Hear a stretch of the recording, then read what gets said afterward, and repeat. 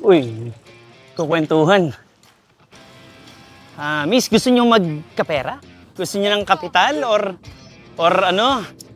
Kapital kasi si Mentor Mike nagtuturo about spirituality pero napansin ko walang gustong makinig about enlightenment or awakening pag walang pera, pagka nagugutom. So may kapital muna tayo. Yan. Ayan. Di ba? Madami, oo.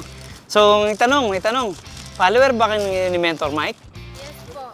Patingin nga, patingin. Baka hindi, ha? Sige nga. Sige nga. Hindi po yung may-ari ng Tal Marano. Yes. Oo, kilala mo nga ako. Okay. Sige nga. Mukhang finally may nanalo. Ayan. Whether TikTok or Facebook. Ay, hindi ang account na yan. Yung Mentor Mike TV. Mentor Mike TV. Si Mentor Mike TV sa Facebook po. Oo. Ayan, Mentor Mike TV. Tingin niya yan sa'yo. Hati na tayo. Tingin niya yan sa'yo. Mukhang hindi nakapalo. Hindi. Whether TikTok or Facebook or YouTube. Hindi po. Oh, Mentor Mike TV. Nga, eto, ikaw sigurado na. O para sure mo, ayan. Ikaw. Yan. Ayan, baka bagong click ha, makikita ko yan. Ayan. Gusto niyo pang bonus? Yes po.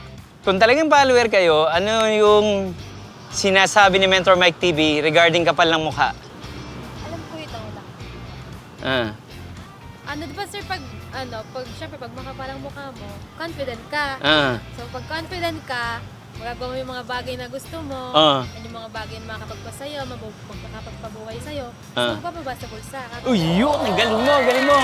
Ikaw, wala. Hindi mo alam. Okay. O, yun.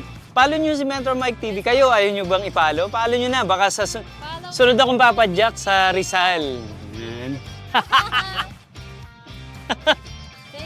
Thank you. Alright. Thank you.